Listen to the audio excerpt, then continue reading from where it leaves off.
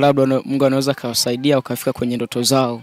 Kwa sababu kitu cha kwanza hii kazi inatakiwa uipende, ukishaipenda na yenyewe inakupenda.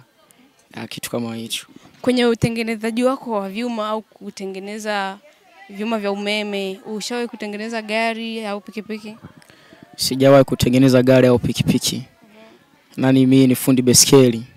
Kwa nini sasa hujasomea kuhusu pikipiki aidha gari? Kuhusu pikipiki aidha gari nimeona kutokana na uwezo haujawa mkubwa, ila natamani sana siku zijazo au miaka ijayo niwe fundi kabisa wa gari.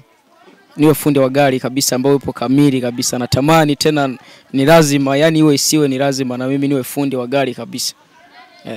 Unasema iwe isiwe ni lazima uwe fundi wa gari. Uko kwenye hatua gani ya kuelekea kuwa fundi wa gari? Hatua ambayo ninayo, nina ndugu zangu 1 2 3 ambao wako wananielekeza fanya hiki uweze kufikia ile sehemu kutengeneza pikipiki au gari. Nani